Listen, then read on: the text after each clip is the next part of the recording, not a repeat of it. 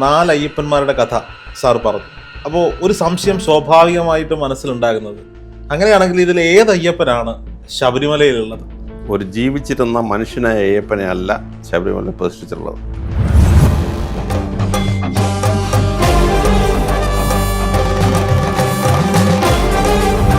അദ്ദേഹം അവിടുത്തെ പൂജാരിയായിരുന്ന അയ്യപ്പനാണ്. ഈ മണികണ്ഠൻ എന്ന് പറയുന്ന അയ്യപ്പൻ ഒരു ഈഴവനായ അയ്യപ്പൻ. അദ്ദേഹം സേനാനായകനായി. തകർക്കപ്പെട്ട ശബരിമലയെ പുനഃസ്ഥാപിച്ചത് ഈ പറയപ്പെടുന്ന മൂന്നാമത്തെ അയ്യപ്പൻ. ഉദയനെ നേരിടാൻ പോയത് മണികണ്ഠൻ എന്ന് പറഞ്ഞ അയ്യപ്പൻ. ഈ 4 വ്യത്യസ്തരായ അയ്യപ്പന്മാരല്ല ശബരിമലയിലെ പ്രതിഷ്ഠ.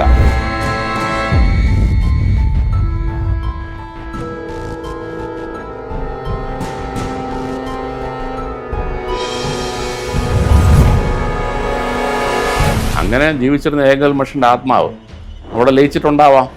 അതുകൊണ്ട് അയ്യപ്പൻ ഈ ആളാവില്ലല്ലോ. കാലാകാലങ്ങളായി വിശ്വസിച്ചു വരുന്ന കഥയെ മാറ്റി പറയുമ്പോൾ അങ്ങ് എവിടെ നിന്നെടുത്ത രേഖകൾക്ക് അടിസ്ഥാനത്തിലാണ് ഇത് സംസാരിക്കുന്നതെന്ന്?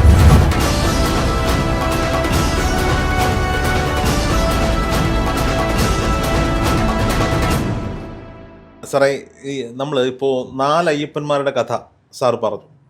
അപ്പോൾ ഒരു സംശയം സ്വാഭാവികമായിട്ട് മനസ്സിലുണ്ടാകുന്നത്, അങ്ങനെയാണെങ്കിൽ ഇതിൽ ഏത് അയ്യപ്പനാണ് ശബരിമലയിലുള്ളത്? ഈ അയ്യപ്പൻ്റെ കാര്യം പറയുമ്പോൾ ശ്രദ്ധിക്കാനുള്ളത്, ഒരു ജീവിച്ചിരുന്ന മനുഷ്യനായ അയ്യപ്പനെ അല്ല ശബരിമല പ്രതിഷ്ഠിച്ചിട്ടുള്ളത്. അയ്യപ്പൻ എന്ന് പറയുന്ന വാക്ക് അയ്യൻ എന്ന വാക്കിൽ നിന്ന് വന്നിട്ടുള്ളതാണ്. അത് ഈശ്വര ശബ്ദമാണ്. തമിഴ്നാട്ടിലും മറ്റ് പല സ്ഥലത്തും അയ്യനാർ എന്ന് പറഞ്ഞാൽ പരമശിവനാണ്, അയ്യനാർ. എന്നാൽ ബുദ്ധമതത്തിന് കളഭരുടെ കാലത്ത് പ്രാമുഖ്യം വന്ന സമയത്ത് തെക്കേ ഇന്ത്യയിൽ വന്നത് മഹായാന ബുദ്ധിസ്റ്റായിരുന്നു. അപ്പോൾ അവർ ബുദ്ധഭഗവാനെ പിടിച്ച് ഈശ്വരൻ്റെ സ്ഥാനത്തോട് പ്രതിഷ്ഠിച്ചു. അപ്പോൾ ശ്രീബുദ്ധനെ വിളിക്കാൻ വേണ്ടി അയ്യ ശബ്ദം ഉപയോഗിച്ചിട്ടുണ്ട്, അയ്യൻ എന്നുള്ള ശബ്ദം ഉപയോഗിച്ചിട്ടുണ്ട്. എന്നാൽ തമിഴ്നാട്ടിൽ മറ്റു പല ക്ഷേത്രങ്ങളിലും അയ്യപ്പനെ അറിഞ്ഞൂടാ, പരമശിവനും അല്ല, പക്ഷേ ക്ഷേത്രത്തിൽ അയ്യൻ എന്ന വാക്ക് ഉപയോഗിച്ചിട്ടുണ്ട്. അപ്പോൾ അയ്യൻ എന്ന വാക്ക് ഈശ്വരനെ സൂചിപ്പിക്കുന്ന, ഈശ്വരനെന്നോ ദൈവമെന്നോ വിളിക്കുന്ന ഉള്ളൊരു വാക്കാണ്.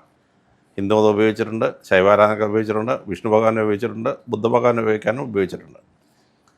അപ്പോൾ നമുക്കിപ്പോൾ ശരീരത്തിലൊരു വേദന വന്നു, അയ്യോ എന്ന് നമ്മൾ മലയാളത്തിൽ വിളിക്കും. ചിലർ പറയും ബുദ്ധ ഭഗവാനെ വിളിക്കുകയാണ്. ബുദ്ധ ഭഗവാനെ വിളിക്കുകയല്ല, ഈശ്വര. ഇപ്പോൾ സായിപ്പിന് വേദന വന്നാൽ ഓ മൈ ഗോഡ് എന്ന് വിളിക്കുന്ന പോലെ മനുഷ്യൻ വിളിക്കുകയാണ്. ഓ, അയ്യോ എന്ന് വെച്ചാൽ ഈശ്വര എന്നാണ് അർത്ഥം. അയ്യോ എന്ന് പറഞ്ഞാൽ അയ്യനെ വിളിക്കുകയാണ്. അയ്യോ എന്ന് പറഞ്ഞാൽ ഈശ്വര. ഓ മൈ ഗോഡ് എന്ന് ഇംഗ്ലീഷിൽ പറയുന്നതിന് പകരം വിളിക്കുകയാണ്. അപ്പോൾ തൃശ്ശൂരിൽ കളക്ടറേറ്റ് ഇരിക്കുന്ന സ്ഥലം അയ്യന്തോൾ, അവിടെ അയ്യപ്പൻ്റെ ക്ഷേത്രമൊന്നുമല്ല. അവിടെ അയ്യൻ എന്നുള്ള അർത്ഥത്തിൽ ഈശ്വരനെ വിളിച്ചിരിക്കുകയാണ്, ഈശ്വരാൻ. അത് ഹിന്ദുക്കൾ ഉപയോഗിച്ചിട്ടുണ്ട്, ശൈവാരാധനക്കാർ ഉപയോഗിച്ചിട്ടുണ്ട്, വൈഷ്ണവർ ഉപയോഗിച്ചിട്ടുണ്ട്, ബുദ്ധനെ വയ്ക്കാൻ വേണ്ടി ആ വാക്ക് ഉപയോഗിച്ചിട്ടുണ്ട്. ഗോഡ് എന്ന വാക്കിന് അർത്ഥമുള്ളൂ. അപ്പോൾ ഈ അയ്യപ്പൻ എന്ന് പറയുന്ന സങ്കല്പം തമിഴ്നാട്ടിലെ ബ്രാഹ്മണരുമായിട്ട് അത്ര ബന്ധമുള്ള കാര്യമല്ല. പക്ഷേ ബ്രാഹ്മണരുടെ, അപ്പോൾ ചിലർ ചോദിക്കും അയ്യപ്പൻ നമ്പൂരി എവിടെയെങ്കിലും കേട്ടിട്ടുണ്ടോ? നമ്പൂരിമാരിത് ഉപയോഗിക്കാറില്ലല്ലോ എന്ന് പറയും. പക്ഷേ ആക്ച്വലി ബ്രാഹ്മണരുടെ ഇടയിലുള്ള ഏറ്റവും ഉയർന്ന തലത്തിലുള്ള 2 ബ്രാഹ്മണ വിഭാഗമുണ്ട്. ഒന്ന് അയ്യർ, 2 അയ്യങ്കാർ.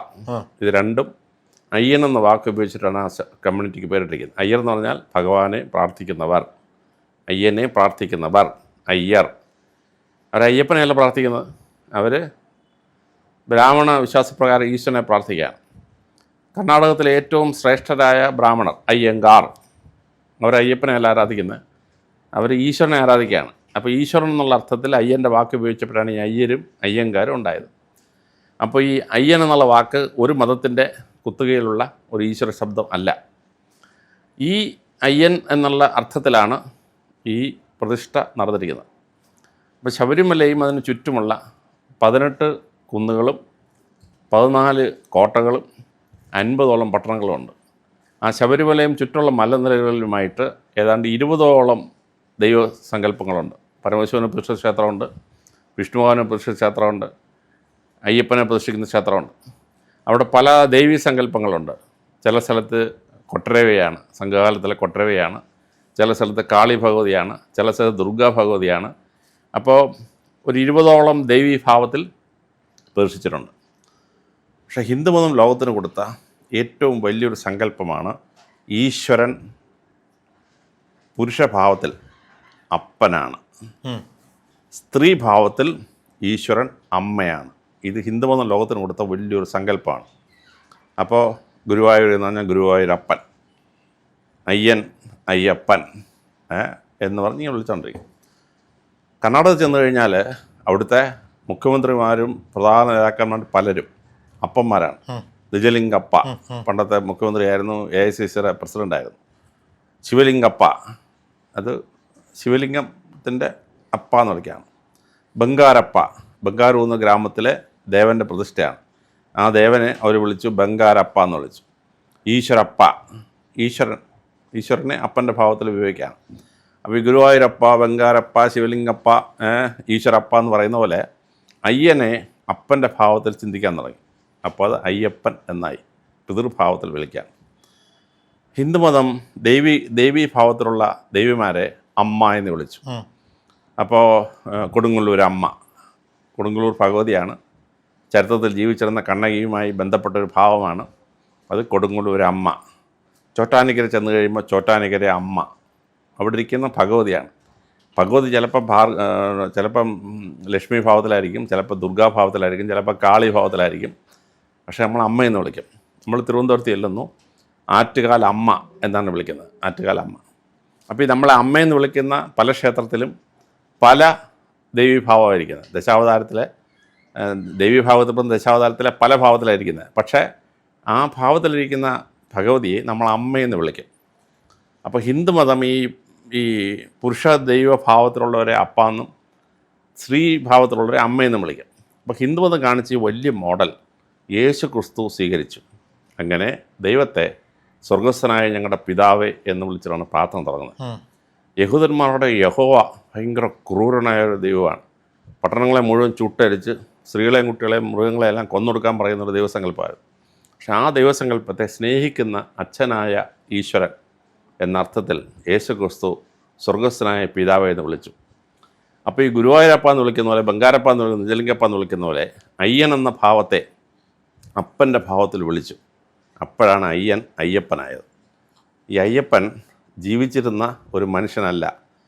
നമ്മൾ ഈശ്വരനെ പരമമായ ഭാവത്തിൽ, പിതാവെന്ന ഭാവത്തിൽ അയ്യനെ വിളിച്ചപ്പോൾ, അത് പരമശിവനെ അയ്യൻ എന്ന് വിളിച്ചിട്ടുണ്ട്, വിഷ്ണു ഭഗവാനെ അയ്യൻ എന്ന് വിളിച്ചിട്ടുണ്ട്, ബുദ്ധഭഗവാനെ മഹായാന പ്രസ്ഥാനത്തിൽ അയ്യൻ എന്ന് വിളിച്ചിട്ടുണ്ട്. ആ ഈശ്വരഭാവം അപ്പൻ്റെ ഭാവത്തിൽ വിളിച്ചു. അപ്പോൾ അയ്യപ്പ എന്നായി. ആ ഈശ്വരനെയാണ് ശബരിമലയിൽ പ്രതിഷ്ഠിച്ചിരിക്കുന്ന അയ്യപ്പൻ. അത് ഭൂമിയിൽ ജീവിച്ചിരുന്ന ഒരയ്യപ്പനുമായിട്ടും ബന്ധമില്ല. ഇപ്പോൾ ജോർജ് എന്ന് പേരായ ഒരാൾ എൻ്റെ ഗ്രാമത്തിൽ ഒരു സെൻറ്റ് ജോർജിൻ്റെ ക്ഷേത്രം പണിയിച്ചിട്ടുണ്ട്. അപ്പോൾ ഈ ജോർജിനെയാണോ അവിടെ പ്രതിഷ്ഠിച്ചിരിക്കുന്നത്? അല്ല, അദ്ദേഹത്തിൻ്റെ പേരുള്ള ഒരു സെയിൻറ്റിൻ്റെ പേരിലാണ് സ്ഥാപിക്കുന്നത്. അപ്പോൾ എനിക്കിപ്പോൾ അലക്സാണ്ടർ ജേക്കബ് എന്ന പേരാണ്. എനിക്ക് അലക്സാണ്ടർ ദ ഗ്രേറ്റുമായിട്ട് ഒരു ബന്ധവുമില്ല, അലക്സാണ്ടർ ഗ്രഹാം ബെല്ലുമായിട്ട് ഒരു ബന്ധവുമില്ല, അലക്സാണ്ടർ കണിഹാമായിട്ട് ഒരു ബന്ധവുമില്ല. പേരൊന്നായെന്ന് വിചാരിച്ചിട്ട് ഇതല്ല അവിടെ പ്രതിഷ്ഠിക്കപ്പെട്ടിട്ടുള്ളത്. അപ്പോൾ ഈശ്വരഭാവത്തിലുള്ള അയ്യനെ അല്ലെങ്കിൽ ഈശ്വരനെയാണ് അവിടെ പ്രതിഷ്ഠിച്ചിട്ടുള്ളത്. അത് പിതൃഭാവത്തിൽ ഗുരുവായൂരപ്പനെ കാണുന്ന പോലെ അപ്പൻ്റെ ഭാവത്തിൽ സങ്കല്പിച്ചതുകൊണ്ട് അത് അയ്യപ്പ എന്ന് നമ്മൾ വിളിക്കുകയാണ്. ഈ അയ്യപ്പ എന്ന പേരിൽ 4 മനുഷ്യർ ഭൂമിയിൽ ജീവിച്ചിട്ടുണ്ട്. അതിലൊന്നാണ് 12 രാജാവിന് മലയരെ സ്ത്രീയിലുണ്ടായ ഒരു അയ്യപ്പൻ. അത് മണികണ്ഠൻ എന്ന ഭാവത്തിലാണ്. ആ മണികണ്ഠൻ എന്ന ഭാവത്തിൽ അയ്യപ്പൻ നാമധാരിയായ ഒരാളുണ്ടായിരുന്നു.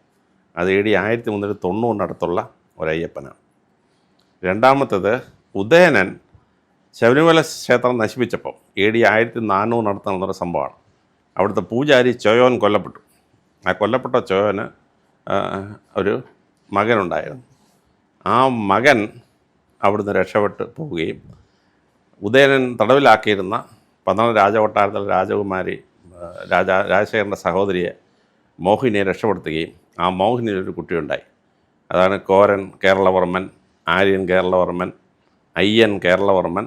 ഇങ്ങനെ 4 പേരുകളിൽ ആ അയ്യപ്പനെ വിളിക്കാറുണ്ട്. ഒരാൾക്ക് തന്നെ 4 പേരുണ്ട്. ഒരാൾക്ക് തന്നെ 4 പേരുണ്ട്. അപ്പോൾ പല ഭാവത്തിൽ വിളിക്കും.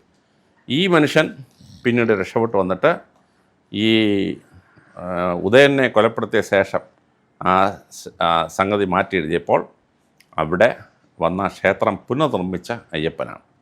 അദ്ദേഹം അവിടുത്തെ പുരോഹിതനായിരുന്നു. അദ്ദേഹത്തിൻ്റെ അച്ഛൻ അവിടുത്തെ പുരോഹിതനായിരുന്നു. കൊല്ലപ്പെട്ട ശേഷം രക്ഷപ്പെട്ടു വന്ന ചരിത്രമാണ്. അപ്പോൾ ഈ അയ്യപ്പൻ അവിടെ പുരോഹിതനായിരുന്നപ്പോൾ ആ അയ്യപ്പൻ അദ്ദേഹത്തെ തന്നെ അവിടെ പ്രതിഷ്ഠിക്കാൻ പറ്റുമോ? പറ്റിയല്ല. അപ്പോൾ അദ്ദേഹം അവിടുത്തെ പൂജാരിയായിരുന്ന ഒരു അയ്യപ്പനാണ്. ഈ മണികണ്ഠൻ എന്ന് പറയുന്ന അയ്യപ്പൻ അവിടെ പോയി അവിടെ ശബരിമലയ്ക്ക് വേണ്ടി ഒരുപാട് ചെയ്താണ്. അപ്പോൾ അദ്ദേഹം സ്വയം അവിടെ പ്രതിഷ്ഠിക്കാൻ പറ്റുമോ? പറ്റിയല്ല. മൂന്നാമത്തെ അയ്യപ്പൻ എന്ന് പറയുന്ന അയ്യപ്പൻ ഒരു ഈഴവനായ അയ്യപ്പൻ. അദ്ദേഹം സേനാനായകനായി. അദ്ദേഹം ചീരപ്പഞ്ചിറക്കൽ തറവാട്ടിൽ പോയി പഠിച്ചു. അവിടെ പഠിക്കുന്ന സമയത്ത് കൂടെ പഠിച്ചിരുന്ന ആലങ്ങാട്ടുകാരെയും അമ്പലപ്പുഴക്കാരെയും മറ്റാളുകളെയും കറുത്തയും വില്ലനെയും മല്ലനെയും ഉൾപ്പെട്ട പ്രസിദ്ധരായ 18 യോദ്ധാക്കളെ കൊണ്ടുവന്നിട്ട് അവർ ഇവരുമായിട്ട് യുദ്ധം ചെയ്തു. ആദ്യത്തെ 2 യുദ്ധത്തിൽ ജയിച്ചില്ല. അപ്പോഴാണ് തുർക്കി വംശജനായ ബാബർ വരുന്നത്. അദ്ദേഹം അവിടെ വരുന്ന സമയത്ത് തുർക്കികൾ മുസ്ലിം മതത്തിലല്ല. അവർ 1453 മുതലാണ് തുർക്കി മുസ്ലിങ്ങൾ ഓട്ടോമൻ രാജാവ് മുഹമ്മദ് അലി പിടിച്ചെടുക്കുന്നത്. അപ്പോൾ അദ്ദേഹം ഇവിടെ വരുമ്പോൾ അദ്ദേഹം മുസ്ലിം അല്ല. പക്ഷെ അദ്ദേഹം കുതിരകളെ വിൽക്കാൻ വേണ്ടി വന്നിട്ട് മുഹമ്മദ് തുഗ്ലക്കിൻ്റെ അവിടെ വിറ്റു. അത് കഴിഞ്ഞ് മധുരയിൽ വന്ന് മാബാർ ഡൈനാസ്റ്റിക്ക് വിറ്റു. അത് കഴിഞ്ഞ് ഇവിടെ വല്ലതും വിൽക്കാനൊക്കെ ഒന്ന് ചോദിച്ച് കേരളത്തിൽ വരുമ്പോഴാണ് അയ്യപ്പനെ കാണുന്നതും. അയ്യപ്പൻ കുറേ കുതിര വാങ്ങിച്ചിട്ട് ഈ കുതിരപ്പുറത്ത് കയറി, മറ്റേത് മലമുകളിൽ നിന്ന് അമ്പയും ആളുകൾ ചത്തു നടന്ന് കയറിപ്പോകുന്ന മനുഷ്യൻ കഷ്ടപ്പെട്ടല്ലേ കയറിപ്പോകുന്നത്. അപ്പോൾ ഈ കുതിരപ്പുറത്തായപ്പോൾ വളരെ സ്പീഡിൽ കയറാൻ പറ്റി. ഉദയനെ പരാജയപ്പെടുത്താൻ പറ്റി. പരാജയപ്പെടുത്തി ഉദയനെ കൊന്ന് അദ്ദേഹത്തിന് ആയുധങ്ങളെല്ലാം കൊണ്ടുവന്ന് ചരംകുത്തിയും താപ്പോട്ട് എറിഞ്ഞു നശിപ്പിച്ച ശേഷം ആ സ്ഥലം റിപ്പയർ ചെയ്ത് ഏറ്റെടുത്ത മനുഷ്യനാണ് ഈ മൂന്നാമത്തെ അയ്യപ്പൻ, സേനാനായകനായ അയ്യപ്പൻ. ആ സേനാനായകനായ അയ്യപ്പൻ ഇതെല്ലാം ചെയ്ത ശേഷം അദ്ദേഹം സ്വയം അമ്പലത്തിൽ കയറി പ്രതിഷ്ഠ നടത്താൻ പറ്റും. ഈ തകർക്കപ്പെട്ട ശബരിമലയെ പുനഃസ്ഥാപിച്ചത് ഈ പറയപ്പെടുന്ന മൂന്നാമത്തെ അയ്യപ്പനാണ്. മൂന്നാമത്തെ അയ്യപ്പൻ. ഉദയനെ നേരിടാൻ പോയത് മണികണ്ഠൻ എന്ന് പറഞ്ഞ അയ്യപ്പൻ. അവിടെ ക്ഷേത്രം പുതുക്കിപ്പണിഞ്ഞ ആൾ ഈ മോഹിനിക്ക് ജനിച്ച അയ്യപ്പൻ. അദ്ദേഹം പുരോഹിതനായിരുന്നു, ആചാര്യനായിരുന്നു. സ്വാഭാവികമായിട്ട് മോഹിനിക്ക് ജനിച്ചു എന്ന് പറയുമ്പോൾ ജയന്തന്റെ അച്ഛനെ കൊന്ന ജയന്തന്റെ പാരമ്പര്യത്തിൽ അവിടെ പൂജ ചെയ്യാൻ അച്ഛനവിടെ പൂജാരിയായിരുന്നു. അപ്പം ജയന്തന് പൂജാരിയായിരുന്നു. അദ്ദേഹത്തിൻ്റെ മകൻ മോഹിനി ജനിച്ച മകനും പൂജാരിയാണ്. അദ്ദേഹം അവിടെ പൂജാരിയായിട്ട് എങ്ങനെ പൂജാരിയായ മനുഷ്യൻ സ്വയം കയറി അമ്പലത്തിനകത്ത് പ്രതിഷ്ഠ നടത്താം. അദ്ദേഹത്തെ തന്നെ പ്രതിഷ്ഠിക്കാൻ പറ്റും. അല്ല, അതിലൊരു കഥ എന്ന് പറയുന്നത്, കേട്ടിട്ടുള്ള കഥകളെന്ന് പറയുന്നത്, അദ്ദേഹം അവിടെ സമാധിയാവുകയും പിന്നീട് അദ്ദേഹത്തിൻ്റെ ആത്മാവ് അല്ലെങ്കിൽ അദ്ദേഹത്തിൻ്റെ പ്രാണൻ ശബരിമല ശാസ്താവിൽ ലയിക്കുകയും ചെയ്തു. അതൊക്കെ ഈ ഭാവനാവിലാസത്തിലുള്ള കഥകളാണ്. അപ്പം ലയിച്ച് കാണാൻ നമുക്ക് അറിഞ്ഞൂടാ, പക്ഷേ അത് ഭാവനാവിലാസമാണ്. അപ്പോൾ ഒരു ചരിത്രത്തിൽ ജീവിച്ചിരുന്ന ഒരു മനുഷ്യൻ സ്വയം അവിടെ സേനാനായകനാണെന്ന അയ്യപ്പൻ സ്വയം അതിനകത്ത് പ്രതിഷ്ഠിക്കാൻ പറ്റിയല്ല. മണികണ്ഠൻ ഉദയനെ യുദ്ധം ചെയ്തുകൊണ്ടിരുന്ന മനുഷ്യൻ യുദ്ധമെല്ലാം കഴിഞ്ഞിട്ട് എന്നെ അവിടെ ദൈവമാക്കണമെന്ന് അവിടെ പ്രതിഷ്ഠിക്കാൻ പറ്റുമോ? പറ്റിയല്ല. പൂജാരിയായിരുന്ന മനുഷ്യൻ കൊല്ലപ്പെട്ട ശേഷം അദ്ദേഹത്തിൻ്റെ മകൻ പൂജാരി, അതിൻ്റെ മകൻ പൂജാരി. ക്ഷത്രിയ രാജകുമാരിയാണ് അമ്മ എന്നുള്ളതേ ഉള്ളൂ. അവിടെ പൂജാരിയായ മനുഷ്യൻ സ്വയം ആ ക്ഷേത്രത്തിലെ പ്രതിഷ്ഠയാവാൻ പറ്റുമോ? പ്രതിഷ്ഠയാവാൻ പറ്റിയല്ല. നാലാമത്തെ അയ്യപ്പൻ എന്ന് പറയുന്നത് ഒരു സേനാനായകനായ ഒരു മനുഷ്യൻ വന്ന ശേഷം അമ്പലത്തിൽ കൊട്ടാരത്തിൽ ഒരു പെൺകുട്ടിയെ പ്രേമിച്ച ഒരു മനുഷ്യനാണ്. അദ്ദേഹത്തെ ശബരിമല വെച്ച് കൊല്ലപ്പെട്ട് കഴിഞ്ഞപ്പം അദ്ദേഹത്തിൻ്റെ ആത്മാവ് അവിടെ ശല്യം ചെയ്യുന്നത് വന്നപ്പോൾ ആത്മാവിനെ ഒഴിപ്പിക്കാൻ വേണ്ടി കുരുതി നടത്തി ഈ ദുഷ്ടാത്മാക്കളെ ഒഴിപ്പിച്ചിട്ടാണ് പൂജ തുടങ്ങുന്നത്. 36 ആടുകളെ കൊടുത്തിരുന്നു. 1706 ഈ മനുഷ്യൻ കൊല്ലപ്പെടുന്നത്. 1706 കൊല്ലപ്പെട്ട ശേഷം 230 വർഷം 1936 വരെ കുരുതി ഉണ്ടായിരുന്നു. 36 ക്ഷേത്രപ്രവേശന വിളംബരം കഴിഞ്ഞ ശേഷം അത് കുരുതി നിർത്തി. പിന്നെ കോഴിയെ കൊടുക്കുമായിരുന്നു. കോഴി സുബ്രഹ്മണ്യ സ്വാമിയുടെ ആരാധന ഭാഗമായിട്ടുള്ളതാണ് കോഴിയായിരുന്നു. അതും സ്റ്റോപ്പ് ചെയ്തു. അപ്പോൾ ഇത് 4 സിംബോളിക്കായിട്ട് ഇപ്പോഴും സിംബോളിക്കായിട്ട് ചെയ്യാണ്. ഇപ്പോഴും ചെയ്യുന്നുണ്ട്. ഇപ്പോഴും ചെയ്യുന്നുണ്ട്. അപ്പോൾ നമ്മൾ ക്രിസ്ത്യാനികൾ അപ്പവും വീഞ്ഞും വെച്ച് ബലി കൊടുക്കും. അത് യേശു ക്രിസ്തുവിൻ്റെ രക്തമാണെന്ന് മാംസമാണെന്ന് വിശ്വസിച്ച് ഞങ്ങൾ പ്രാർത്ഥിച്ചിട്ട് ഞങ്ങളത് ഭക്ഷിക്കും. എന്ന് വെച്ചാൽ യേശുവിൻ്റെ ഇറച്ചിയാണോ ഞങ്ങൾ ഭക്ഷിക്കുന്നത്? അല്ലല്ലോ, അത് സിംബോളിക്കാണ്. എന്ന് പറഞ്ഞാലാണ് കോഴി കുരുതി നടക്കുന്നത്. അപ്പോൾ ഇത് ചരിത്രത്തിൽ ജീവിച്ചിരുന്ന 4 അയ്യപ്പന്മാരും 4 വ്യത്യസ്തരായ ആൾക്കാരാണ്. ഈ 4 വ്യത്യസ്തരായ അയ്യപ്പന്മാരല്ല ശബരിമലയിലെ പ്രതിഷ്ഠ.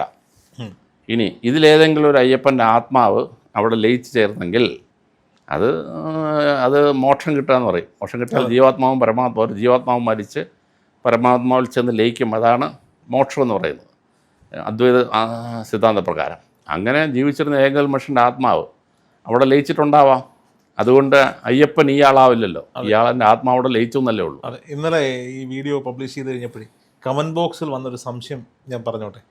ഈ കാലാകാലങ്ങളായി വിശ്വസിച്ചു വരുന്ന കഥയെ മാറ്റി പറയുമ്പോൾ അങ്ങ് എവിടെ നിന്നെടുത്ത രേഖകൾക്ക് അടിസ്ഥാനത്തിലാണ് ഇത് സംസാരിക്കുന്നതെന്ന് ഒരു വിദഗ്ധൻ കമൻറ്റ് ചെയ്തിട്ടുണ്ട്. ഞാൻ അതിൻ്റെ ബുക്സിൽ അയച്ചു തരാം, ബുക്കിൻ്റെ കമൻസ് എല്ലാം അയച്ചു ഞാൻ തരാം. കണ്ടതാണ് അങ്ങ് ഇന്നലെ. അതെ, ഞാൻ ഇന്നലെ വന്നപ്പോൾ തന്നെ 5-6 പുസ്തകം കൊണ്ടുവന്നിരുന്നു. ഞാനിതിനെപ്പറ്റി 100ഓളം പുസ്തകങ്ങൾ റെഫർ ചെയ്യുകയും എൻ്റെ മെറ്റീരിയൽ കളക്ട് ചെയ്യുകയും ചെയ്തു. ഞാൻ ഗസറ്റിൻ്റെ അവിടെ പോയ ശേഷം വാർഡൻ കോർണറുടെ ബുക്കിൻ്റെ രേഖ കണക്ട് ചെയ്തു. ഞാൻ തിരുവിതാംകൂർ റെക്കോർഡ്സിൽ പോയി ശബരിമലയെ സംബന്ധിച്ച റെക്കോർഡ്സ് ഞാൻ കളക്ട് ചെയ്തു. 1793 12 രാജാവ് ഈ ശബരിമലയുടെ കളക്ഷൻ ഹാൻഡ് ഓവർ ചെയ്യുന്ന റെക്കോർഡുണ്ട്. ആ റെക്കോർഡ് ഞാൻ പോയി പരിശോധിച്ചു. 1821 അടുത്തൂൺ പറ്റി 12 രാജാവ് അടുത്തൂൺ പറ്റി പന്തളത്തിൻ്റെ അവകാശങ്ങൾ തിരുവിതാംകൂറിന് കൊടുത്ത രേഖ, ആ രേഖ ഞാൻ പരിശോധിച്ചു. ശബരിമലയെ പറ്റി കഴിഞ്ഞ 500 വർഷങ്ങൾ റെഫർ ചെയ്യപ്പെട്ട തമിഴ് പുസ്തകങ്ങളുണ്ട്, മലയാളം പുസ്തകങ്ങളുണ്ട്, സായിപ്പന്മാരുടെ റെഫറൻസ് ഉണ്ട്. ഇത് മുഴുവൻ ഞാൻ പോയി കളക്ട് ചെയ്തു മുഴുവൻ. പിന്നെ സാന്ദർഭികമായി ഇത് സംഭവിക്കാൻ ഉള്ള കാര്യമെന്ന് പറയുന്നത്, ഒന്ന് 1902 ഈ ശബരിമല ക്ഷേത്രത്തിൻ്റെ മുകളിലെ പുല്ല് വളർന്നത് തീ കത്തിയ ശേഷം ഒരു തീകത്തിലുണ്ടായപ്പോൾ അത് റിപ്പയർ ചെയ്യാൻ വേണ്ടി ടെൻഡർ വിളിച്ചു. ഹിന്ദുക്കളാരും എടുത്തില്ല. അത് കഴിഞ്ഞാണ് പോളച്ചിറക്കിലെ കൊച്ചുമ്മൻ എടുക്കുന്നത്. ആ കൊച്ചുമ്മൻ്റെ അനന്തരവളാണ് എൻ്റെ അപ്പൻ്റെ അനിയൻ കല്യാണം കഴിച്ചിരുന്നത്.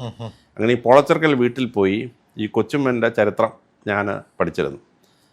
പിന്നെ ഈ കൊച്ചുമ്മൻ മരിച്ച ശേഷം ഈ കൊച്ചുമ്മനെയാണ് ഈ ജഡായുവിനെ വെട്ടുന്ന ചിത്രത്തിൽ രാവണനായിട്ട് രാജാരവിവർമ്മ പിക്ചർ ഈ കഥ യൂട്യൂബിൽ ഭയങ്കരമായിട്ട് കിടന്ന് ഓടുന്നതാണ്. അതായത് ശബരിമല പുനർനിർമ്മിച്ചത് കരാറെടുത്തത് ഒരു ക്രിസ്ത്യാനിയാണ്, നിങ്ങൾക്കറിയാമോ? കൊച്ചുമ്മൻ. അപ്പോൾ കൊച്ചുമ്മനെ മരിച്ചു കഴിഞ്ഞാൽ മലമ്പനി വന്ന് മരിച്ചു. ഈ ശബരിമല റിപ്പയർ ചെയ്യുന്ന കൂട്ടത്തിൽ ഈ തൊഴിലാളികൾ ഇടയ്ക്കുന്ന സാംക്രമിക രോഗം വന്ന് അദ്ദേഹം മരിച്ചുപോയി. അപ്പോൾ ഈ ഭാര്യ ഇത് പൂർത്തീകരിക്കാനായിട്ട് ശ്രമിച്ചു. ഭാര്യ പൂർത്തീകരിക്കാൻ ശ്രമിച്ചാൽ ഈ സ്ത്രീക്ക് ശബരിമല പോയി ഇത് പണിയിക്കാൻ പറ്റിയില്ല. അതുകൊണ്ട് ഓർത്തഡോക്സ് സഭയിലെ മാവേലിക്കര പള്ളിയിലെ വികാരിയായിരുന്ന വടക്കേ തലക്കൽ സക്രിയ അച്ഛനെയാണ് ഏൽപ്പിച്ചത്. ഈ വടക്കേ തലക്കലിലെ സക്രിയ അദ്ദേഹം എൻ്റെ കുടുംബത്തിൻ്റെ ഒരു ബന്ധുവാണ്. ആ ഓർത്തഡോക്സ് സഭയിലെ ഒരു അച്ഛനാണ് ശബരിമല 1904 പൂർത്തീകരിച്ച് കൊടുത്തത്. അപ്പോൾ ശബരിമലയുടെ ഭാഗമായിട്ട് കറുത്തയുണ്ട്, കടത്തയുണ്ട്. ഒരാൾ നായരാണ്, മറ്റേയാൾ ആദിവാസിയാണ്, വേറൊരാൾ മലയരയനാണ്. മല്ലനും വില്ലനും ഈഴവരാണ്. സേനാനായകൻ അയ്യപ്പൻ ഈഴവനാണ്. പള്ളി പുതുക്കിപ്പണിയാൻ ടെൻഡർ എടുത്തത് ക്രിസ്ത്യാനിയായ കൊച്ചുമ്മനാണ്. അത് പൂർത്തിയാക്കിയത് ഓർത്തഡോക്സ് സഭയിലെ ഒരു വൈദികനാണ്, ഒരു കത്തനാരാണ് അത് പൂർത്തിയാക്കിയത്. വാവർ വന്ന സമയത്ത് മുസ്ലിം അല്ല, പക്ഷേ വാവരുടെ സന്ധി പരമ്പര 2 തലമുറ കഴിഞ്ഞപ്പം 1953 കഴിഞ്ഞപ്പോൾ അവർ ഇസ്ലാമായി. അവർ ശബരിമലയുമായിട്ട് പ്രവർത്തിക്കുന്നു. മകരസംക്രാന്തിക്ക് ഈ തിരുവാഭരണം എഴുന്നള്ളിക്കുമ്പോൾ ഒരുപാട് ക്രിസ്ത്യൻ കുടുംബങ്ങൾ ഇത് വിരിച്ച് ദീപം വെച്ച് സ്വീകരിക്കും. മുസ്ലിങ്ങൾ സ്വീകരിക്കും. എരുമേലിയിലും ശബരിമലയിലും മുസ്ലിങ്ങൾ അതുമായിട്ട് ചെയ്യും. അപ്പോൾ നമ്മൾ സംസാരിക്കുന്നതനുസരിച്ച് ചില മുസ്ലിം പള്ളിയും മുസ്ലിങ്ങൾ മാത്രം പോകുന്നു, ക്രിസ്ത്യൻ പള്ളിയിൽ ക്രിസ്ത്യാനികൾ മാത്രം പോകുന്നു, ഹിന്ദു ക്ഷേത്രത്തിൽ ഹിന്ദുക്കൾ മാത്രം പോകുന്നു. ചില സ്ഥലത്ത് 1936 മുമ്പ് ഈ സവർണരായ ഹിന്ദുക്കൾക്ക് മാത്രമേ കയറാൻ പറ്റൂ. പക്ഷേ ശബരിമലയുടെ ഗുണമെന്ന് വെച്ചാൽ അവിടെ നായരുണ്ട്, ബ്രാഹ്മണനുണ്ട്, ഈഴവനുണ്ട്, SC/ST ഉണ്ട്, മലയരയനുണ്ട്, മുസ്ലിമുണ്ട്, ക്രിസ്ത്യാനിയുണ്ട്. ഇങ്ങനെ സർവ്വജാതി മതസ്ഥർ വരുന്നൊരു സ്ഥലമാണ്. കേരളത്തിൽ ക്ഷേത്രപ്രവേശനത്തിന് മുമ്പ് പറ്റുമലർക്ക് കയറാൻ പറ്റില്ലായിരുന്നു. പക്ഷേ ശബരിമലയിൽ ജാതിയില്ല, മതമില്ല, ശരിക്ക് സോഷ്യലിസം എന്ന് പറയപ്പെടുന്ന സാധനം നടപ്പായ ഒരു സ്ഥലമാണ്. അതങ്ങനെ നാനാജാതി മതസ്ഥരായ ആളുകൾ വരുന്ന ഇന്ത്യയിൽ തന്നെ അപൂർവ ഒരു കേന്ദ്രമാണ് ശബരിമല. ക്രിസ്ത്യൻ പള്ളി ക്രിസ്ത്യാനി അല്ലാത്ത കയറാൻ വയ്യ, മുസ്ലിം പള്ളി മുസ്ലിം അല്ലാത്ത കയറാൻ വയ്യ, മറ്റേ ചില ക്ഷേത്രങ്ങളിൽ ഹിന്ദുക്കളാണെങ്കിൽ പോലും താഴ്ന്ന ജാതിക്കാർക്ക് കയറാൻ വയ്യ. പക്ഷേ ശബരിമല എല്ലാ ജാതി മതസ്ഥർക്കും കയറാവുന്ന ഒരു സംഭവമാണ്. അപ്പോൾ നമ്മളിതിനെ ചെയ്യേണ്ടതെന്ന് വെച്ചാൽ, ഒരു 500 കൊല്ലം ചരിത്രം എഴുതുന്നത് ഒരു ലിഖിത രൂപത്തിൽ നടക്കാതിരുന്നൊരു സ്ഥലമാണ് കേരളം എന്ന് പറയുന്നത്. അതായത് ഒരു 14-ാം തൊട്ട് 15-ാം നൂറ്റാണ്ട് കഴിഞ്ഞോടുകൂടി ഈ കേരളം ഒരു ചെറിയ അന്ധകാര യുഗത്തിലോട്ട് പോയി. കേരളത്തിലൊരു ഏകീകൃത ചക്രവർത്തി ഇല്ലാതായി. അങ്ങനെ 64 രാജ്യങ്ങളായി കേരളം വിഭജിക്കപ്പെട്ടു. ഈ വിഭജിക്കപ്പെട്ട രാജ്യങ്ങളിങ്ങനെ മാറി മാറി നിൽക്കുന്ന സമയത്ത് ഒരു ഏകീകൃതമായൊരു എഡ്യൂക്കേഷൻ പോളിസി ഉണ്ടായില്ല. അങ്ങനെ ഈ ശൂദ്രഞ്ച സ്ത്രീഞ്ച വിദ്യാഭ്യാസം കൊടുക്കാനൊക്കെ സിറ്റുവേഷൻ വന്നപ്പം സ്ത്രീകൾ പഠിച്ചില്ല, ശൂദ്രരെ പഠിക്കാൻ സമ്മതിച്ചില്ല. അപ്പോൾ ഈ സാക്ഷരത വളരെ ചെറിയൊരു വിഭാഗത്തിനായിരുന്നു. അതുകൊണ്ട് ലിഖിതമായ പുസ്തകങ്ങൾ എഴുതിയില്ല. അപ്പോൾ ഈ കഥകളിങ്ങനെ പറഞ്ഞു വരുമ്പോൾ ഒരാൾ പറയുന്ന കഥ വേറൊരാൾക്ക് പറയും, അയാൾ കേൾക്കുന്നത് വേറൊന്നാണ്. അപ്പോൾ നമ്മുടെ നെറ്റിൽ കാണുന്ന ഒരു പരിപാടിയില്ലേ, ഒരു കഥ പറഞ്ഞു, ആ കഥ കേട്ട ശേഷം അത് വേറൊരാളോട് പറയാൻ പറഞ്ഞിട്ട് അവരോട് കൊണ്ട് അത് എഴുതിച്ചപ്പോൾ ഈ ഒറിജിനൽ ആൾ പറഞ്ഞ കഥയിൽ നിന്ന് വ്യത്യസ്തമായ കഥകളാണ് വന്നത്. അങ്ങനെ ചരിത്രത്തിൽ ഈ കഥകൾ പറഞ്ഞു ഒരു 400 വർഷം, അതായത് 16 തലമുറ കഴിഞ്ഞ് വന്നപ്പോഴത്തേന് ഈ കഥയ്ക്കകത്ത് ഒരുപാട് മാറ്റങ്ങളുണ്ടായി. അപ്പോൾ അയ്യപ്പന്മാരെ പറ്റി പറയുന്ന പല കഥകളുണ്ട്. ഈ 4 ഏതെങ്കിലും ഒരു അയ്യപ്പൻ്റെ കഥ കേൾക്കും. കഥ കേട്ട് കഴിയുമ്പോൾ ഈ അയ്യപ്പനാണ് അകത്ത് പ്രതിഷ്ഠിക്കപ്പെട്ട അയ്യപ്പൻ തെറ്റിദ്ധാരണ വന്നു. അങ്ങനെ ഒരയ്യപ്പൻ്റെ കഥ പറയുന്നവർ മറ്റേ അയ്യപ്പനല്ല, ഈ എൻ്റെ അയ്യപ്പനാണ് അവിടെ ഇരിക്കുന്നത് പറയും. മറ്റേ കഥ പറയുന്ന ആൾ പറയും, അല്ലല്ല ആ അയ്യപ്പനല്ല, എൻ്റെ അയ്യപ്പനാന്ന് പറയും. അപ്പോൾ ഇവിടെ നിന്ന് തർക്കമാണ്. അപ്പം അങ്ങനെ ഈ 4 അയ്യപ്പന്മാർ ഭൂമിയിൽ ജീവിച്ചിരുന്ന 4 അയ്യപ്പന്മാരല്ല അവിടെ പ്രതിഷ്ഠിക്കപ്പെട്ടിരിക്കുന്ന അയ്യപ്പൻ. അത് ഈശ്വരഭാവത്തിലുള്ള അയ്യഭാവമാണ്. അപ്പം നമുക്ക് വേണ്ടതെന്ന് വെച്ചാൽ നമുക്ക് ഈ ശബരിമലയുടെ സത്യമായ ഒരു ചരിത്രം എഴുതാം. ഞാനൊരു 10-20 വർഷം ഇതിനെപ്പറ്റി ഒരുപാട് ഗവേഷണം നടത്തിയത് കൊണ്ടാണ് എനിക്കതിലൊരു ഇൻട്രസ്റ്റ് വന്നത്. ഒന്ന്, 12 രാജകൊട്ടാരത്തിൻ്റെ ഒരു അനക്സ് എന്ന് പറയുന്നത് തെക്കേ കോയിക്കലാണ്. എൻ്റെ വീടിന് തൊട്ട് പുറകിലുള്ള വീട്. ആ കോയിക്കൽ ഞങ്ങളുടെ അപ്പന്മാർ വാങ്ങിച്ചു. ഞാൻ താമസിക്കുന്ന വീട് ഈ 12 രാജാക്കന്മാരുടെ ആസ്ഥാന ബ്രാഹ്മണൻ താമസിച്ചിരുന്ന പുത്തൻപെട്ടിൽ ശിവമഠമായിരുന്നു. ആ ശിവമഠം ഈ തുമ്പോണ വടക്കനാഥ ക്ഷേത്രം പണിയിച്ച 8 ബ്രാഹ്മണ കുടുംബങ്ങളിൽ ഒന്നാണ്. അതിലൊരു കുടുംബമാണ് ബലിയാനിക്കൽ. ആ ബലിയാനിക്കലിൻ്റെ ബ്രാഞ്ചാണ് താഴമൺ തന്ത്രിമാർ. അപ്പോൾ തുമ്പോണുമായി ബന്ധപ്പെട്ട ഈ ക്ഷേത്രവുമായി ബന്ധപ്പെട്ട അയ്യപ്പനുമായി ബന്ധപ്പെട്ടൊരു സ്ഥലത്താണ് ഞാൻ ജനിച്ച് വളർന്നത്. അതുകൊണ്ട് തന്നെ എനിക്ക് ഈ അയ്യപ്പ ഭഗവാന്റെ ആരാധനയായിട്ട് വലിയ ബന്ധമാണ്. അപ്പോൾ ഇത് യഥാർത്ഥമായൊരു ചരിത്രം ജനത്തിന് മനസ്സിലാക്കണം. ഭക്തർക്ക് മാത്രമല്ല, കേരളത്തിലെ നാനാജാതി മതസ്ഥരായ ആൾക്കാർക്ക് ആധികാരികമായ ഒരു അയ്യപ്പ ഭഗവാന്റെ ഒരു ചരിത്രം അറിഞ്ഞിരിക്കണം. അയ്യപ്പ ഭഗവാൻ ആരാണ്, അയ്യപ്പ നാമധാരികളായ ഈ 4 അയ്യപ്പന്മാരാരാണ്, ഇത് 1390 തൊട്ട് 1706 വരെ ജീവിച്ചിരുന്ന കൃത്യമായി ജീവിച്ചിരുന്ന ഒരു 300 ഇയേഴ്സ് ഗ്യാപ്പ് ജീവിച്ചിരുന്ന 4 അയ്യപ്പന്മാരാണ്. അപ്പോൾ അയ്യപ്പൻ എന്നൊരു പേര് കേൾക്കുമ്പോൾ ഇതെല്ലാം ശബരിമലയിലെ അമ്പലത്തിലിരിക്കുന്ന പ്രതിഷ്ഠ അയ്യപ്പനാണ് തെറ്റിദ്ധരിച്ചിട്ട് ഒരുപാട് കഥയങ്ങ് പറയുകയാണ്. അപ്പോൾ അയ്യപ്പ ക്ഷേത്രങ്ങളെന്ന് പറയുന്നത് 108 എണ്ണം ഉണ്ട്. തമിഴ്നാട്ടിൽ ഒരുപാട് അയ്യപ്പ ക്ഷേത്രമുണ്ട്, കർണാടകത്തിൽ ഒരുപാട് അയ്യപ്പ ക്ഷേത്രമുണ്ട്, ഹൈദരാബാദിലുണ്ട്, ബോംബെയിലുണ്ട്, ഡൽഹിയിലുണ്ട്. ഞാൻ ഡൽഹി അയ്യപ്പ ക്ഷേത്രത്തിൽ പോയി പ്രസംഗിച്ചിട്ടുണ്ട്. ഞാൻ ബോംബെ പോയിട്ട് അയ്യപ്പ ക്ഷേത്രത്തിൽ പ്രസംഗിച്ചിട്ടുണ്ട്. ബാംഗ്ലൂർ പോയി അയ്യപ്പ ക്ഷേത്രത്തിൽ പ്രസംഗിച്ചിട്ടുണ്ട്. തമിഴ്നാട്ടിൽ പോയി അയ്യപ്പ ക്ഷേത്രത്തിൽ പ്രസംഗിച്ചിട്ടുണ്ട്. അപ്പോൾ ഞാൻ പല സംസ്ഥാനത്തിലുള്ള അയ്യപ്പ ക്ഷേത്രങ്ങളിൽ അയ്യപ്പ സംഗമങ്ങളിൽ പോയി പ്രസംഗിച്ചിട്ടുണ്ട്. ചില സ്ഥലത്ത് നമ്മൾ ശബരിമല അയ്യപ്പനെ അല്ല അവിടെ പ്രതിഷ്ഠിച്ചിരിക്കുന്ന അയ്യപ്പൻ നമ്മളോട് ചെല്ലുമ്പോഴാണ് മനസ്സിലാവുന്നത്. അപ്പോൾ നമുക്ക് വേണ്ടതെന്ന് വെച്ചാൽ സത്യസന്ധമായി ഒരു വെസ്റ്റഡ് ഇൻട്രസ്റ്റും ഇല്ലാതെ ആരാണ് അയ്യപ്പൻ, പ്രതിഷ്ഠിക്കപ്പെട്ട അയ്യപ്പൻ ആരാണ്, അയ്യപ്പ നാമധാരികളായി 4 അയ്യപ്പന്മാരാരാണ്, അവരെങ്ങനെയാണ് അയ്യപ്പ ക്ഷേത്രവുമായി ബന്ധപ്പെട്ടിരുന്നത് എന്ന് മനസ്സിലാവണം. തന്നെ 2500 വർഷമായി അയ്യപ്പ ക്ഷേത്രം. അവിടെ ആദിവാസികൾ അത് കൈകാര്യം ചെയ്തിരുന്ന 800 വർഷം എന്തായിരുന്നു. പിന്നെ കളബ്രർ എന്ന് പറയുന്ന ബുദ്ധമതക്കാർ വന്നപ്പോൾ അതെങ്ങനെയാണ് മാറിയത്. പിന്നെ പാണ്ഡ്യന്മാർ തിരിച്ചു വന്ന സമയത്ത് എങ്ങനെ മാറി. കുലശേഖര ചക്രവർത്തിമാരുടെ കാലത്ത് അതിനകത്തുള്ള മാറ്റം എന്താണ്. മുസ്ലിം ആക്രമണം വന്ന സമയത്തുള്ള മാറ്റം എങ്ങനെയാണ്. അയ്യപ്പ ഭഗവാൻ എന്ന് പറയുന്ന ശബരിമല 12 രാജാവുമായി ബന്ധപ്പെട്ട അയ്യപ്പന്മാർ അവിടെ അത് രക്ഷപ്പെടുത്തി എങ്ങനെയാണ്, ക്ഷേത്രം പുതുക്കിപ്പണിഞ്ഞ എങ്ങനെയാണ്. അത് പിന്നൊരു 300 വർഷം 12 രാജവംശം അസ്തമിച്ച് കഴിഞ്ഞ് അടങ്ങിക്കിടന്ന ശേഷം കഴിഞ്ഞ 150 കൊല്ലം കൊണ്ട് തിരിച്ചു കയറി വന്ന എങ്ങനെയാണ്. 5000 പേര് മാത്രം വന്നുകൊണ്ടിരുന്നൊരു ക്ഷേത്രം 50,000 പേര് വരുന്ന ക്ഷേത്രം എങ്ങനെയായി. 20ാം നൂറ്റാണ്ടായപ്പോൾ 1.5 ലക്ഷം പേര് വരുന്ന ക്ഷേത്രം എങ്ങനെയായി. കഴിഞ്ഞ 70 വർഷം കൊണ്ട് അത് 1.25 കോടി വരെ എത്തി നിൽക്കുകയാണ്. 1.25 കോടി പെർ ഇയർ. അതിൽ 6 ലക്ഷം പേരോളം ലാസ്റ്റ് മകരസംക്രാന്തിക്ക് മാത്രം ഉണ്ടാവും.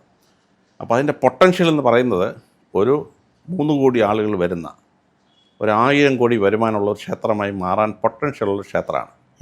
ആ ക്ഷേത്രത്തിൽ ഭക്തർ വന്നാൽ അവന് ഒരു സൗകര്യവും ചെയ്തു കൊടുക്കുകയില്ല, അവന് മല കയറാൻ സഹായിക്കത്തില്ല, അവന് വിമാനത്തിൽ അവിടെ വരാൻ പറ്റിയില്ല, അവന് 1000കണക്കിന് കിലോമീറ്റർ ബസ്സിൽ വരണം, അല്ലെങ്കിൽ 60 കിലോമീറ്റർ നടക്കണം, ഈ 1500 അടി അവൻ കയറണം. ഇങ്ങനെ നിർബന്ധം വെച്ചിട്ട് ആ തിക്കിലും തിരക്കിലും പെട്ട് ഓരോ ആണ്ടിൽ ഒരു 50 പേര് ഹാർട്ട് അറ്റാക്കായിട്ട് മരിക്കുകയാണ്. ചിലർ കയറി ഇറങ്ങാൻ ക്ഷീണം കഴിഞ്ഞ് വീട്ടിൽ ചെല്ലുമ്പോഴത്തേന് വഴി വെച്ച് മരിക്കുകയാണ്. എന്തിനാണ് ഈ മനുഷ്യനെ ഉപദ്രവിക്കുന്നത്? അവന് കയറിപ്പോകാൻ അവന് സ്റ്റെപ്പ് ഉണ്ടാക്കി കൊടുക്കുക, അല്ലെങ്കിൽ തിരുപ്പതി ക്ഷേത്രത്തിൽ ഓരോ 100 അടി കഴിയുമ്പോഴും അവർക്ക് സൗകര്യങ്ങൾ ചെയ്ത് കൊടുക്കണം. ഇപ്പോൾ തിരുപ്പതി ക്ഷേത്രത്തിൽ 100 രൂപയുടെ പാസ്സുണ്ട്, 500 രൂപയുടെ പാസ്സുണ്ട്, 2000 രൂപയുടെ പാസ്സുണ്ട്, 5000 രൂപയുടെ പാസ്സുണ്ട്. ഭക്തർ തന്നെ 4 കാറ്റഗറിയാണ്.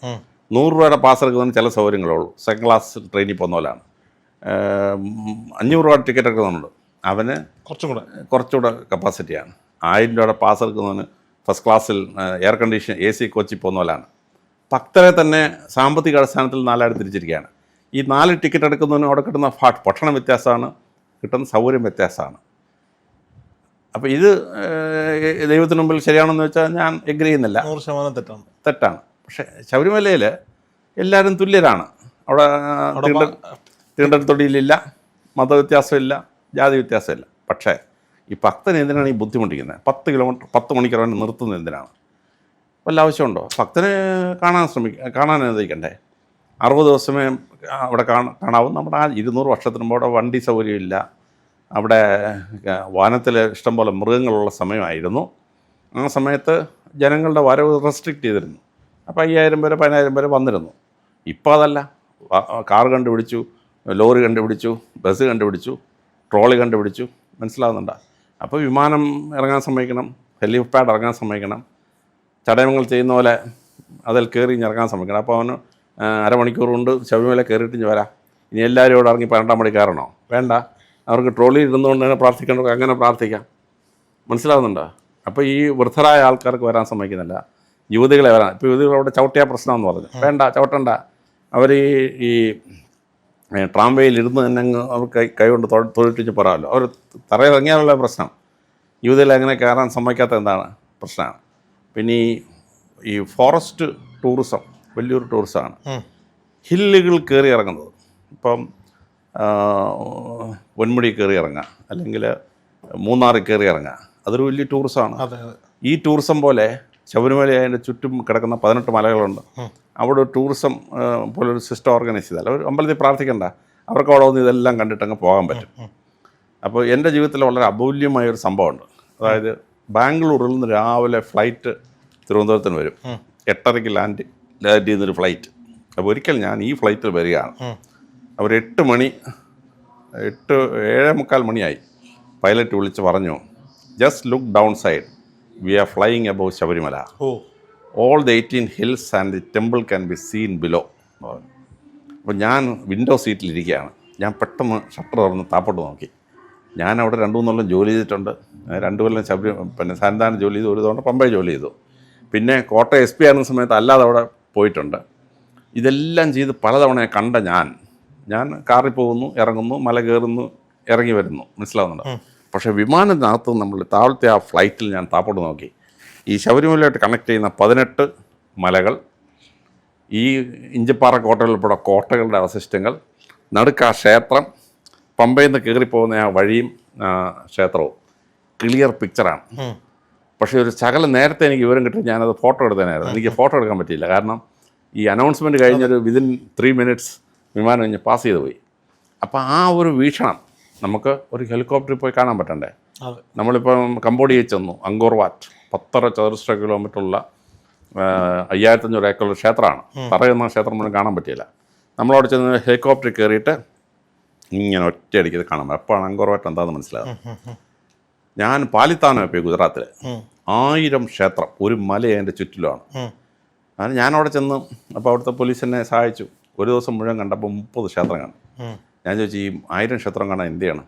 അദ്ദേഹം പറഞ്ഞു, ഇവിടെ കാണാൻ വീട് വാടക എടുത്താൽ 3 മാസം കൊണ്ടെല്ലാം കാണിച്ചു തരാമെന്ന് പറഞ്ഞു. അപ്പോൾ ഒരു 700ഓളം ക്ഷേത്രം ജൈനക്ഷേത്രങ്ങളാണ്, ഒരു 10-150 എണ്ണം ബുദ്ധക്ഷേത്രങ്ങളാണ്, കുറേയേറെ എണ്ണം ഹിന്ദു ക്ഷേത്രങ്ങളാണ്. ഇത് തമ്മിൽ 3 മതമൊന്നുമല്ല, ഇത് ഒറ്റ മതമാണ്. ബ്രിട്ടീഷുകാരാണ് ഈ 3 ആക്കി മാറ്റിയത്. അപ്പോൾ ഒരു കോടീശ്വരൻ ലാൻഡ് ചെയ്തു. അപ്പോൾ ഈ DYSP എന്ന് പറഞ്ഞു, കേരളത്തിൻ്റെ IG വന്നിട്ടുണ്ട്, അങ്ങേ അത് ഈ ഹെലികോപ്റ്റർ 5 സെക്കൻഡ് തരുമെന്ന് കാണിക്കാൻ ഉള്ളൂർ കൊണ്ടുപോകാൻ. അങ്ങനെ ഹെലികോപ്റ്റർ കയറി ഈ മലയുടെ മുകളിൽ 1000 ക്ഷേത്രത്തിൻ്റെ മുകളിൽ കൂടെ ഒരു ചുറ്റി within 5 minutes we landed back. What a mighty thing. ലോകത്തിലെ ഒരു മതത്തിനും ഒരു സ്ഥലത്ത് 1000 ആരാധനാലയം ഉണ്ടാക്കാൻ പറ്റിയിട്ടുണ്ടോ? ഇല്ല. പക്ഷേ ഇങ്ങനെ ഒരു വീക്ഷണം ശബരിമല ചെയ്യാൻ പറ്റുമോ? പറ്റില്ല. അപ്പം അവിടെ ഒരു ഹെലികോപ്റ്റർ സർവീസ് ഉണ്ടാക്കിയാൽ നിലയ്ക്കൽ KSRTC ബസ് സ്റ്റാൻഡിൽ നിന്ന് ഹെലികോപ്റ്റർ കയറുക, അവനെങ്ങും ഇറങ്ങണ്ട. ഹെലികോപ്റ്റർ കയറി ശബരിമലയുടെ മുകളിൽ കൂടി ഇങ്ങനെ ഒരു കറക്കം കറങ്ങി ഹെലികോപ്റ്റർ അങ്ങ് തിരിച്ച് നിലയ്ക്കൽ ലാൻഡ് ചെയ്യുക. അവന് 1000 രൂപ ടിക്കറ്റ് വെച്ചാലുണ്ടല്ലോ, ആ ഹെലികോപ്റ്ററും എല്ലാ ദിവസവും നല്ല സർവീസ് ആയിരിക്കും. കോടിക്കണക്കിന് രൂപ കിട്ടും. അപ്പോൾ ആകാശ വീക്ഷണം കാണിക്കുക, മല കയറേണ്ടവനെ കയറിക്കുക, ട്രാംവേ പോയിട്ട് അങ്ങനെ പോവുക. മനസ്സിലാവുന്നുണ്ടോ? പിന്നെ ആ ചെങ്ങന്നൂരിൽ നിന്ന് ഉള്ള ശബരിപാത ഒരു വിമാനത്താവളം, ആളുകൾക്ക് 5000 കണക്കിന് കിലോമീറ്റർ യാത്ര ചെയ്യണം, ശരിക്കും അവർ ലാൻഡ് ചെയ്യാം, പിന്നെ അങ്ങ് പോവാം. അപ്പം ഇങ്ങനെ ആ ദേശത്തെ ലോകം മുഴുവൻ അറിയുന്ന, ലോകം മുഴുവൻ കേട്ടിട്ടുണ്ട്, അതിനെപ്പറ്റി ശരിക്കറിയാവുന്ന ചരിത്രം എഴുതി അത് ഇന്ത്യയിലെ വലിയൊരു ടൂറിസം ഏരിയ, സ്പിരിച്വൽ ടൂറിസം ആക്കി വികസിപ്പിക്കാൻ നമുക്ക്. ചുരുക്കം പറഞ്ഞാൽ നമ്മൾ അലക്സാണ്ടർ ജേക്കബ് സാർ അബാക് മീഡിയയിലൂടെ ഈ ശബരിമലയും അയ്യപ്പനുമായി ബന്ധപ്പെട്ട ഒരു വലിയ സീരീസാണ് തുടങ്ങിയത്. അത് ഇന്നലെ നമ്മൾ ടെലികാസ്റ്റ് ചെയ്തത് അതിൻ്റെ ഒരു തുടക്കം മാത്രമാണ്. അപ്പോൾ ഇന്ന് ഇത് നമ്മൾ പ്രേക്ഷകരോടായി പറയാൻ വേണ്ടിയിട്ട് എടുത്തതാണ് ഈ 4 അയ്യപ്പന്മാരിൽ ആരാണ് അല്ലെങ്കിൽ എന്താണ് ശബരിമലയിൽ ഇരിക്കുന്ന ഭഗവാൻ എന്നുള്ളത്. അപ്പോൾ ബാക്കി ശബരിമലയുടെ വിശേഷങ്ങൾ ഇന്നലെ അബാക് മീഡിയയിൽ കണ്ടതിൻ്റെ ബാക്കി നാളെ മുതൽ വീണ്ടും ടെലികാസ്റ്റ് ചെയ്ത് തുടങ്ങും എന്നുള്ളതാണ്. Thank you. കൊടുങ്ങല്ലൂരമ്മ കുറത്തിയാണ്, മലയാളപ്പുഴ ഭഗവതി കുറത്തിയാണ്, പ്രസിദ്ധമായ ആറ്റുകാലമ്മ കുറത്തിയാണ്. സംഘകാലത്തിൽ മുഴുവൻ രാജാക്കന്മാരും കുറവന്മാരാണ്. ആ കണ്ണകി അവിടെ നിന്ന് വന്നിട്ടാണ് കൊടുങ്ങല്ലൂരമ്മയായത്. എന്താണ് ഈ ശബരിമല എന്ന് പറയുന്ന സംഭവം?